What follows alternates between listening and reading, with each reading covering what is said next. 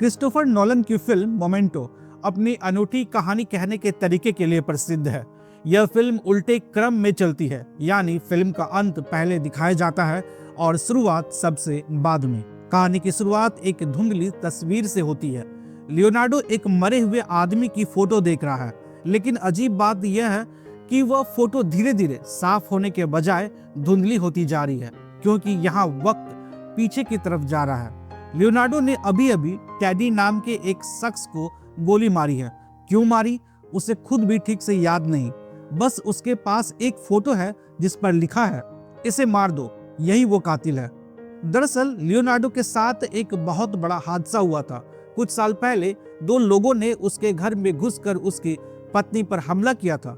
Leonardo ने एक को तो मार दिया, लेकिन दूसरे ने उसके सिर पर जोर से वार किया। तब से लियोनार्डो को एक अजीब बीमारी हो गई है, शॉर्ट टर्म मेमोरी लॉस। वह यह जानता है कि वह कौन है और उसकी पत्नी के साथ क्या हुआ था, लेकिन वह यह याद नहीं रख पाता है कि 5 मिनट पहले उसने किससे बात की या वह इस कमरे में खड़ा क्यों है। अब आप सोचिए, जिसे 10 मिनट पहले की बात याद न रहे, वह अपनी पत्नी के कातिल को कैसे ढूंढेगा। इसके लिए लियोनार्डो ने एक सिस्टम बनाया है। वह जो भी जरूरी बात होती है उसे अपने शरीर पर टैटू बनवा लेता है। उसके सीने पर उल्टा लिखा है, जॉन जी ने मेरी पत्नी का रेप किया है और कत्ल किया है। वह हर इंसान की फोटो खींचता है और उसके नीचे लिख देता है कि वो कौन है। जैसे टेडी की फोटो पर उसने लिखा था, इसकी बातों पर यकीन मत करना। कहानी आगे बढ़ती है, या कहे कि पीछे जाती है, और हमें मिलती है नताली। नताली एक बार में काम करती है और लियोनार्डो को लगता है कि वह उसकी दोस्त है। लेकिन कहानी का सबसे दर्दनाक हिस्सा तब आता है जब हमें नताली की असलियत पता चलती है। एक दिन नताली लियोनार्डो के सामने बैठती है और उसे गंदी गंदी गालियां देती है। वह उसकी मरी हुई पत्नी का मजाक उड़ाती है। लियोनार्डो को गुस्सा आता है और वह उसे थप्पड़ मार देता है। नताली हंसते हुए बाहर चली जाती है। क्योंकि वह जानती है कि लियोनार्डो के पास पेन नहीं है और वह अगले 5 मिनट में सब भूल जाएगा। ठीक 5 मिनट बाद नताली वापस कमरे में आती है। अब उसके चेहरे पर चोट का निशान है जो लियोनार्डो ने ही मारा था, लेकिन लियोनार्डो सब भूल चुका है। वह नताली को रोते हुए देखकर पूछता है, तुम्हें किसने मारा? नताली झूठ बोल देती है कि किसी और ने उसे पीटा है। लियोनार्डो, जो खुद को एक हीरो समझता है, नताली की मदद करने के लिए तैयार हो जाता है।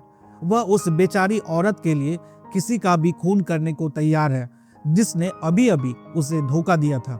इसी बीच हमें लियोनार्डो एक होटल के कमरे में दिखता है। वहां फोन की घंटी बजती रहती है। लियोनार्डो फोन उठाता है और किसी अनजान शख्स को सैमी जंक्शन नाम के आदमी की कहानी सुनाता है। सैमी भी लियोनार्डो जैसा ही था। लियोनार्डो बताता है कि कैसे सैमी की याददाश्त चली गई थी और उसने अनजाने में अपनी ही पत्नी को मार डाला, क्योंकि उसे याद ही नहीं रहता था कि उसने उसे कितनी बार इंसुलिन का इंजेक्शन दिया है। लियोनार्डो यह कहानी खुद को यह समझाने के लिए सुनाता है कि वह सैमी जैसा नहीं है। वह मानता है कि वह सिस्टम से चलता है और वह कभी गलती नहीं करेगा। लियोनार्डो एक ऐसे चक्रव्यूह में फंसा है जहां हर कोई उसका इस्तेमाल कर रहा है। उसे नहीं पता कि टेडी उसका दुश्मन है या दोस्त, या नताली उसकी मदद कर रही है या उसे मोहरा बना रही है।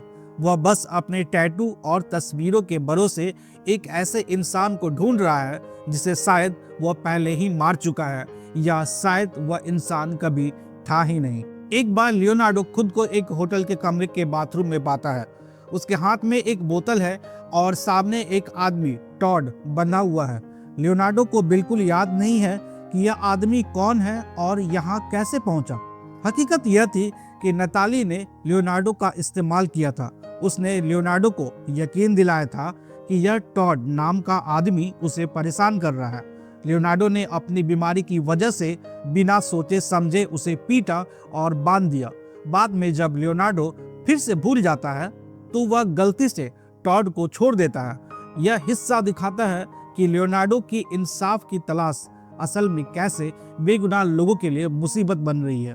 टेडी लगातार लियोनार्डो के आसपास मंडराता रहता है। वह बार बार लियोनार्डो को चेतावनी देता है कि वह नताली पर भरोसा ना करे, लेकिन लियोनार्डो ने टेडी की फोटो के पीछे लिख रखा है, इसके झूठ पर यकीन मत करना। अब कहानी में एक कंट्राडिक्शन पैदा होता है। देखने वाले ये समझ नहीं पाते हैं कि सच कौन बोल रहा है, नताली जो लियोनार्डो को मोहरा बना रही है, या टेडी जो शायद लियोनार्डो को किसी सच से बचाने की कोशिश कर रहा है, या खुद उसे गुमराह कर रहा है। लियोनार्डो जिस होटल में रुका है वहां का मैनेजर उसे 2 अलग अलग कमरे रेंट पर देता है, क्योंकि उसे पता है कि लियोनार्डो को याद ही नहीं रहेगा।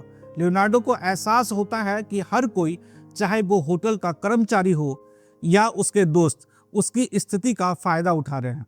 होटल के कमरे में लियोनार्डो फोन पर सैमी की कहानी जारी रखता है। वह बताता है कि सैमी की पत्नी इस बीमारी से तंग आ गई थी। उसने सैमी की परीक्षा लेने के लिए उसे बार बार इंसुलिन का इंजेक्शन लगाने को कहा। उसे लगा कि अगर सैमी उससे प्यार करता होगा तो वह रुक जाएगा या उसे याद आ जाएगा, लेकिन सैमी अपनी बीमारी की वजह से नहीं रुका और उसने अपनी ही पत्नी को मार डाला। लियोनार्डो इस कहानी को बहुत गर्व से सुनाता है, क्योंकि उसे लगता है कि वह सैमी से बेहतर है।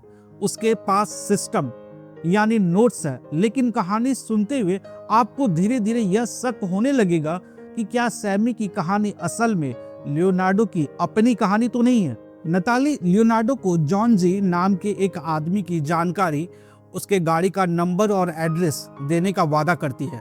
इसके बदले में वह लियोनार्डो का इस्तेमाल अपने निजी दुश्मनों को रास्ते से हटाने के लिए करती है। लियोनार्डो को लगता है कि उसे उसकी पत्नी के कातिल का सुराग मिल गया है और वह बहुत उत्तेजित हो जाता है। लेकिन ये कहानी हमें सिखाती है कि याददाश्त पर भरोसा नहीं किया जा सकता, लेकिन क्या सबूतों पर यानी नोट्स पर भरोसा किया जा सकता है। लियोनार्डो को लगता है कि वह सच लिख रहा है, लेकिन अगर वह लिखते समय किसी के बहकावे में था तो उसके लिखे हुए नोट्स भी गलत हो सकते हैं। होटल के कमरे वाले ब्लैक एंड व्हाइट सीन और कलर सीन अब एक दूसरे के करीब आने लगते हैं। लियोनार्डो फोन पर सैमी जंकिस की कहानी खत्म करता है। वह बताता है कि सैमी की पत्नी की मौत के बाद सैमी को एक पागल खाने में डाल दिया गया था, लेकिन यहाँ एक बहुत ही छोटा और पलक झपकते ही गायब हो जाने वाला सीन आता है।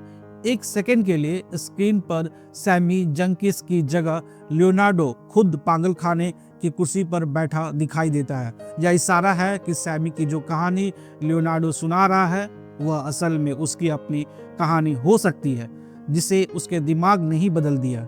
नताली लियोनार्डो को एक कागज देती है जिसमें एक गाड़ी का नंबर और कुछ जानकारी होती है। यह जानकारी जेम्स जी ग्रांट नाम के आदमी की होती है, जिसे लियोनार्डो अपना निशाना जॉन जी मान लेता है। लियोनार्डो खुश है कि अब वह अपनी पत्नी की मौत का बदला ले सकता है। वह नताली का घर छोड़कर उसे लोकेशन की तरफ निकलता है जहां उसे जॉन जी के मिलने की उम्मीद है। लियोनार्डो उस पुरानी सुनसान बिल्डिंग जहां कहानी की शुरुआत हुई थी वहां टेडी भी आ जाता है।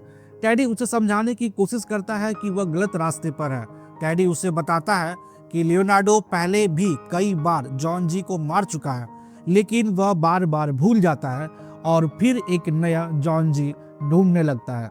लियोनार्डो की पत्नी उस हमले में मरी नहीं थी, वह हमले में बच गई थी। लियोनार्डो को ही वह बीमारी एमनीसिया हुई थी।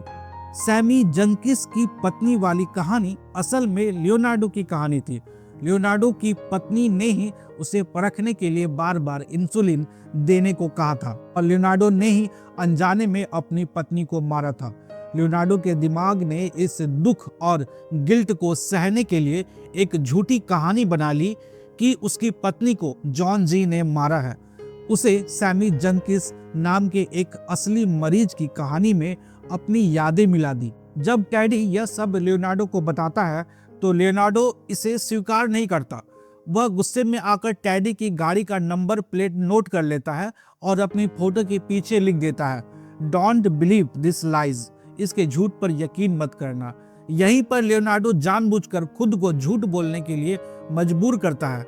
वह जानता है कि 10 मिनट बाद वो भूल जाएगा कि टेडी सच बोल रहा था और उसके हाथ में लिखे हुए नोट्स ही उसके लिए सच बन जाएंगे। वह टेडी को ही अपना अगला जॉन जी बना लेता है। ताकि उसकी जिंदगी का एक मकसद बना रहे। फिल्म वहां खत्म होती है जहां से शुरू हुई थी। लियोनार्डो टेडी को मारकर उसकी फोटो खींचता है। फोटो धीरे धीरे साफ होती है और लियोनार्डो की आंखों में एक अजीब सी संतुष्टि होती है, जबकि हकीकत में उसने एक ऐसे आदमी को मार दिया जो शायद उसका इकलौता मददगार था। ये कहानी हमें बताती है कि हम सब अपनी यादों के हिसाब से अपनी दुनिया बनाते हैं। लियोनार्डो ने एक ऐसी दुनिया चुनी जहां वह एक बदला लेने वाला हीरो है, न कि वह इंसान जिसने अपनी पत्नी को खो दिया। दोस्तों, ये कहानी यहीं पर खत्म होती है। कहानी आपको कैसी लगी मुझे कमेंट करके जरूर बताइएगा। कहानी को अब तक पूरा सुनने के लिए आप सभी का बहुत बहुत धन्यवाद।